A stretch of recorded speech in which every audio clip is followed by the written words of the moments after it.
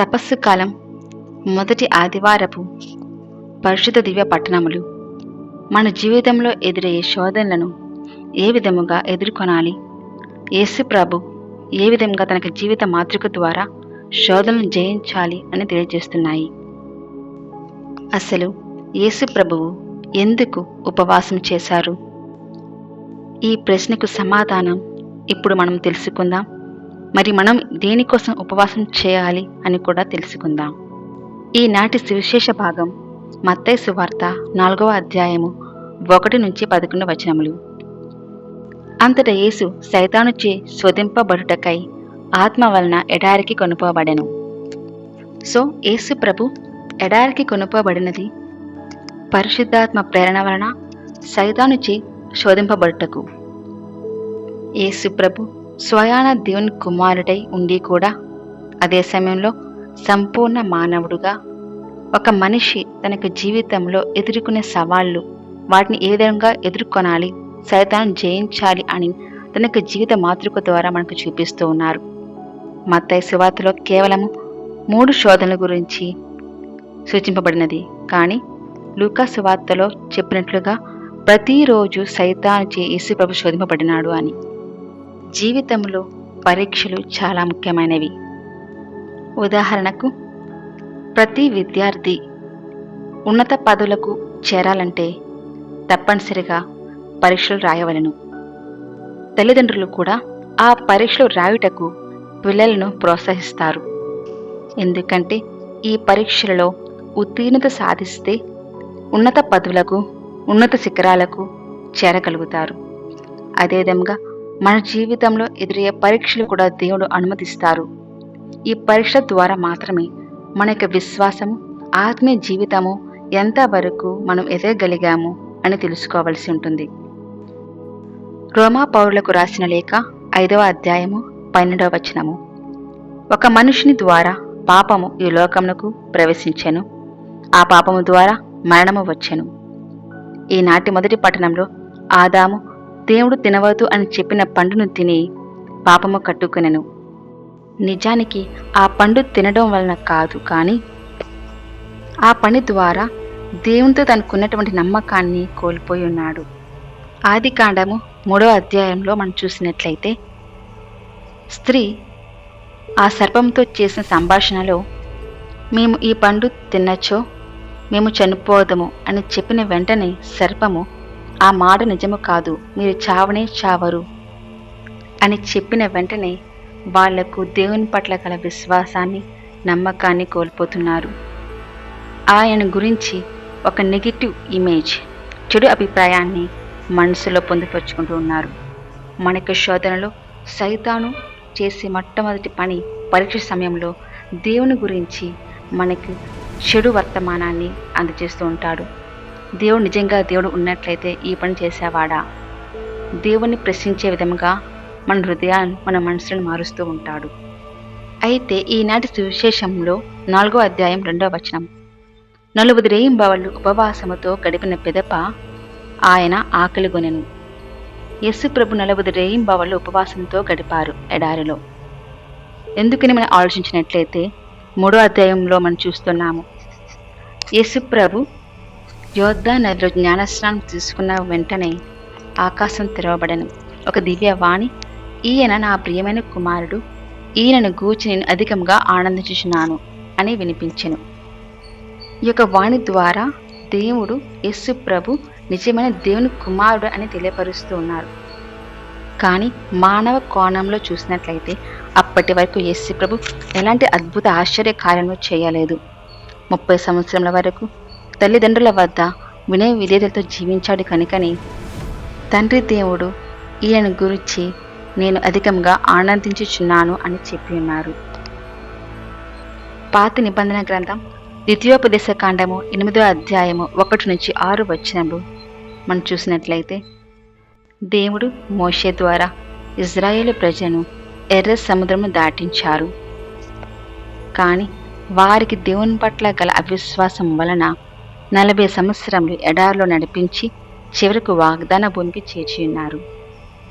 మరి వారు చూపిన అవిధేయతకు, అవిశ్వాసానికి ప్రాయశ్చిత్తంగానేమో యేసు ప్రభు 40 రోజులు ఉపవాసము ఉండి ఎడారిలో సైతాను శోధనకు గురి అయ్యున్నారు. క్రొత్త నిబంధన పాత నిబంధన యొక్క పూర్తీకరణము. యేసు ప్రభు మత్తయి సువార్త 5వ అధ్యాయము 17వ వచనంలో, నేను ధర్మశాస్త్రమును ప్రవక్తల ప్రబోధనము రద్దు చేయ వచ్చిదనని తలంపవలదు, నేను వచ్చినది వారిని సంపూర్ణ మనుచుటకే కాని రద్దు చేయుటకు కాదు అని.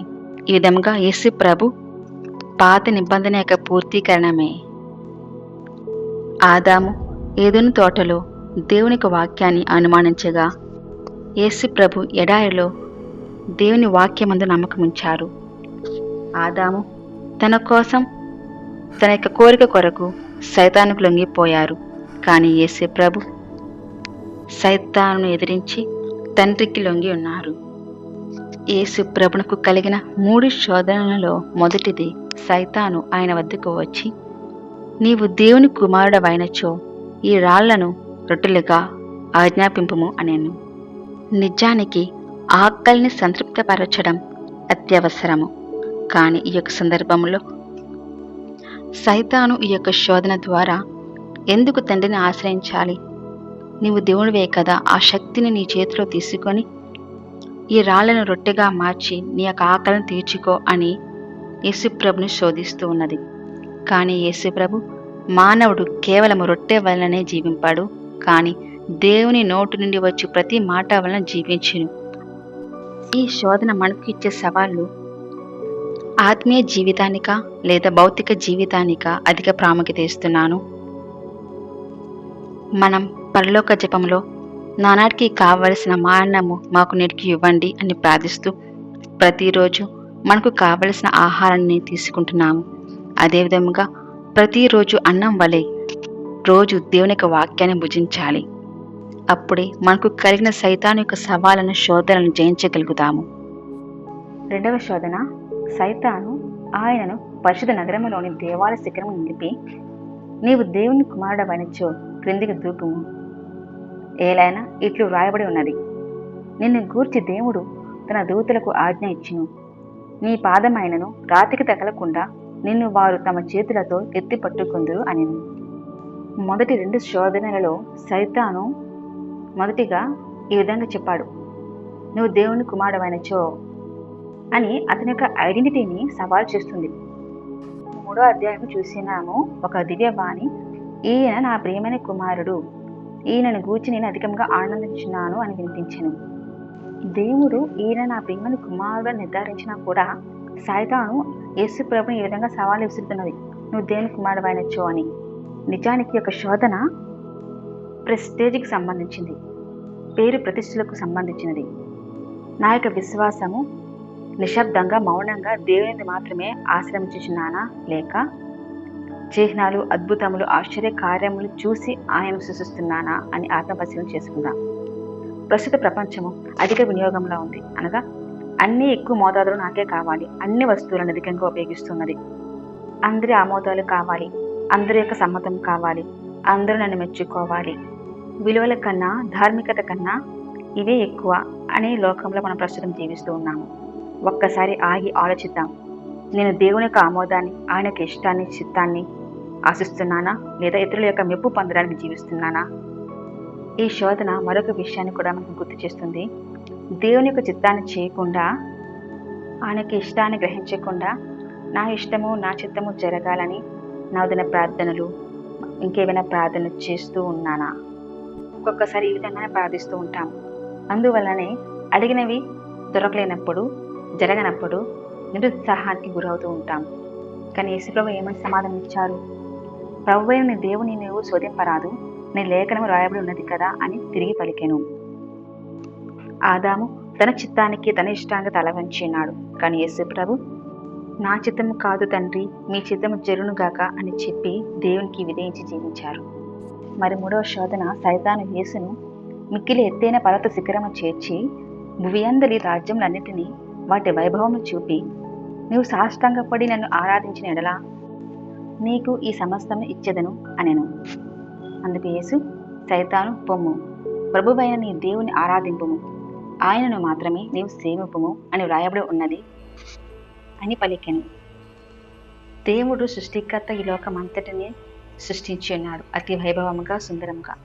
కానీ సైతాను స్వయం దేవుని కుమారునే తనను ఆరాధిస్తే తనకు యొక్క సిరి సంపదను, వైభవమును ఇస్తానని, మన జీవితంలో కూడా సైతాను ఈ విధంగా మనల్ని కాంప్రమైజ్ చేయడానికి చూస్తూ ఉంటుంది. సైతాను ఆరాధన ద్వారా కూడా సిరి సంపదలు కలుగుతాయి, కానీ చివరికి అవి వినాశానికి దారితీస్తాయి. అనేక ఉదాహరణలు మన బైబిల్లో ఉన్నాయి, నిజ జీవితంలో కూడా ఉన్నాయి. అనేక సార్లు షార్ట్ కట్స్ ఎంచుకోమని, కష్టానికి దూరంగా ఉండమని ప్రేరేపిస్తూ ఉంటాడు. బాధ్యత లేని అధికారం, నీతి నిజాయితీ లేని విజయాలు, వినయము లేని నాయకత్వం, ఇలా ఈ లోకాన్ని సంపాదించడానికి చెడు మార్గాలు ఎంచుకుంటున్నామా అని ఒక్కసారి ఆత్మపరిశీలన చేసుకుందాం. మత్తయి సువార్త 16వ అధ్యాయము 26వ వచనము. మానవుడు ఈ లోకమంతటిని సంపాదించి తన ఆత్మను కోల్పోనిచో వానికి ప్రయోజనమేమి? ఈ విధముగా యేసు ప్రభు ఈ 3 శోధనలను దేవునికి వాక్యాన్ని ఉపయోగించి సైతాను పాడద్రోలి ఉన్నాడు.